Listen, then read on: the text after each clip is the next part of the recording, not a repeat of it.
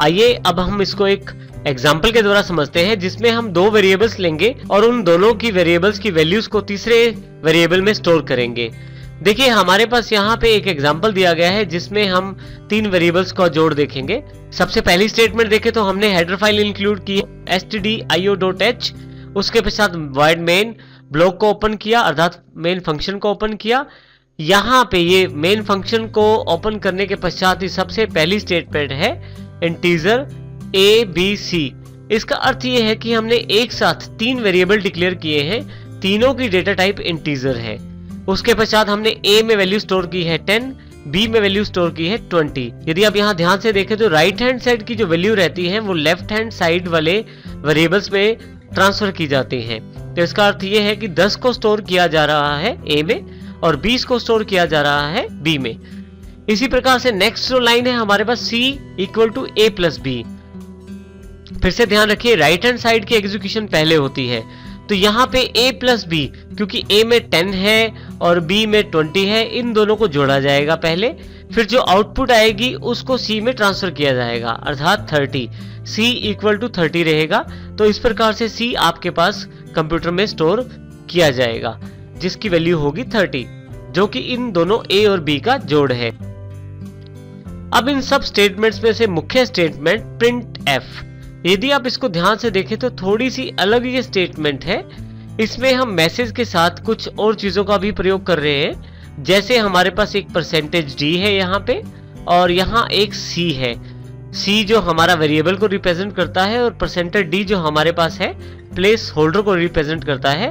हम पहले इस स्टेटमेंट के बारे में जानते हैं, फिर इस प्रोग्राम को चला के देखेंगे।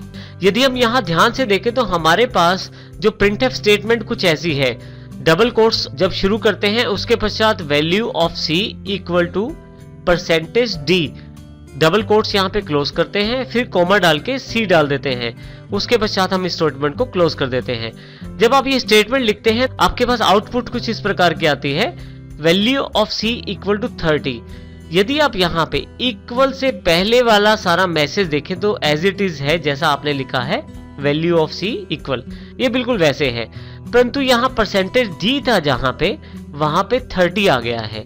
अब इसका अर्थ ये हुआ कि यदि आपको किसी वेरिएबल की वैल्यू को प्रिंट करवाना है और वो वेरिएबल इंटीजर डेटा टाइप का है, तो उस वैल्यू को प्रिंट करवाने के लिए आपको दो चीजें एक्स्ट्रा चाहिए।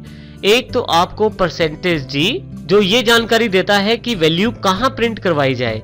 यदि %d आगे होता तो वैल्यू आगे आ जाती, बीच में %d लगाता तो बीच में वैल्यू आ जाती।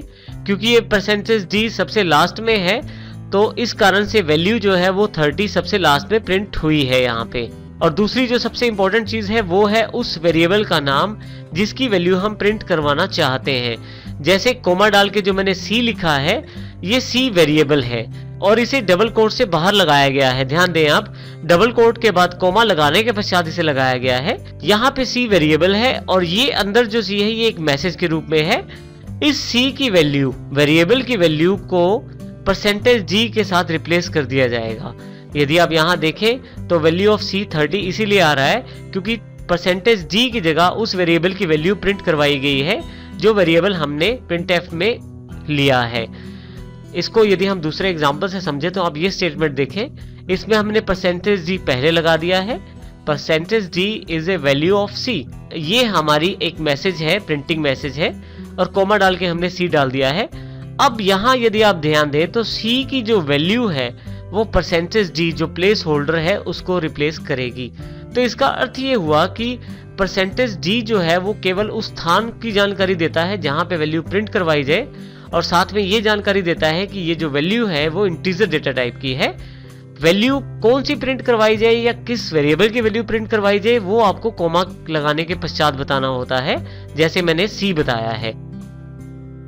अब यदि यहाँ आप इसकी आउटपुट देखें तो आउटपुट है 30 is a value of C, अर्थात जो मैसेज है वहां पे %d को 30 से रिप्लेस कर दिया गया है। इस प्रकार से हम कह सकते हैं कि जो प्लेस होल्डर्स होते हैं उनको हमारे वेरिएबल्स की वैल्यू से रिप्लेस कर दिया जाता है और ये जो प्लेस होल्डर्स होते हैं ये फॉर्मेट स्पेसिफायर्स होते हैं। जैसे %d है ये इंटीजर को इंडिकेट करता है। फॉर्मेट स्पेसिफायर को समझने के लिए हम इस टेबल का अध्ययन करते हैं। यदि यहाँ सबसे पहले देखें परसेंटेज सी लिखा हुआ है, यदि आप किसी कैरेक्टर वेरिएबल की वैल्यू प्रिंट करवाना चाहते हैं तो आप इसका प्रयोग कर सकते हैं। यहाँ एग्जांपल में यदि आप देखें, हमने कैरेक्टर z एक वेरिएबल लिया जिसमें हमने a को स्टोर किया, फिर हमने printf किया। यहाँ पे जहां पे परसेंटेज c लिया है यहाँ पे वैल्यू रिप्लेस हो जाएगी z के साथ, अर्थात इसका अर्थ ये हुआ कि परसेंटेज c यहाँ पे प्लेस होल्डर है z के लिए। आउटपुट कुछ इस प्रकार की रहेगी। इसी प्रकार से यदि हमने परसेंटेज d लिया है तो परसेंटेज d जो है वो इंटीजर वैल्यू के लिए प्रयोग होता है, जैसे हमने एग्जांपल में देखा था। अब इस एग्जांपल में भी देखिए z वेरिएबल है जिसमें 10 स्टोर किया है, इसमें हमने परसेंटेज d लिया है z की वैल्यू को शो करने के लिए, और z की जो वैल्यू है वो परसेंटेज d के साथ रिप्लेस कर दी जाएगी। इसी तरह से परसेंटेज f का इस्तेमाल हम फ्लोट के लिए अब एग्जांपल के द्वारा देख सकते हैं यहाँ पे, और परसेंटेज s का इस्तेमाल हम स्ट्रिंग वेरिएबल के लिए प्रयोग करते हैं। यदि आपके पास एक से ज्यादा कैरेक्टर हो तो आप इस परसेंटेज s का प्रयोग कर सकते हैं। परंतु अभी के लिए जो मुख्य इंपॉर्टेंट बात यह है कि फॉर्मेट स्पेसिफायर से हम ये जानकारी दे सकते हैं कि हम किस प्रकार का डेटा प्रिंट करवाना चाहते हैं। क्या वो डेटा कैरेक्टर डेटा टाइप का है, इंटीजर डेटा टाइप का है, फ्लोट है या स्ट्रिंग वेरिएबल है। तो इस प्रकार से आप फॉर्मेट स्पेसिफायर प्लेस होल्डर्स का प्रयोग कर सकते हैं। हम एक प्रिंटफ स्टेटमेंट में जितने चाहे उतने प्लेस होल्डर्स ले सकते हैं। यहाँ उदाहरण के लिए मैं दो वेरिएबल्स की वैल्यू प्रिंट करवाना चाहता हूँ, तो इसके लिए मैंने दो प्लेस होल्डर्स का इस्तेमाल किया है। यहाँ पे यदि आप देखें तो आपके पास डबल कोट्स में, यहाँ डबल कोट शुरू है, यहाँ पे डबल कोट्स को एंड किया जा रहा है। इसमें आप यदि आप देखें value of a equal to percentage d जो पहला प्लेस होल्डर है a की वैल्यू के लिए, and value of b equal to percentage d जो दूसरा प्लेस होल्डर है b की वैल्यू के लिए प्रयोग किया गया है। इसको यहाँ पे एरो के साथ भी इंडिकेट किया जा रहा है। जैसे यहाँ पे a देखें आप, जो a वेरिएबल है उसको ऑरेंज एरो के साथ इंडिकेट किया जा रहा है।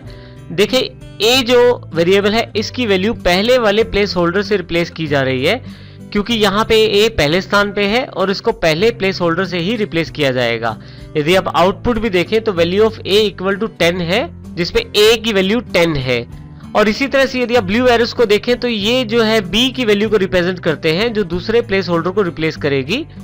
देखें ब्लू एरोस जो है ये दूसरे प्लेस होल्डर्स की तरफ जा रहे हैं, और यदि आप इस एरो को देखें तो नीचे की तरफ यहाँ पे आपके पास value of b equal to 20 है।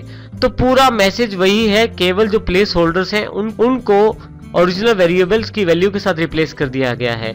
आप चाहे तो जितने चाहे उतने वेरिएबल्स आप अपनी प्रिंटफ स्टेटमेंट में शामिल कर सकते हैं। इसमें आप प्लेस होल्डर्स का ध्यान रखते हैं, और इसमें यह भी ध्यान रखना जरूरी है कि पहले नंबर पे आया हुआ वेरिएबल पहले प्लेस होल्डर को रिप्लेस करेगा और दूसरे नंबर पे आया हुआ वेरिएबल दूसरे प्लेस होल्डर को रिप्लेस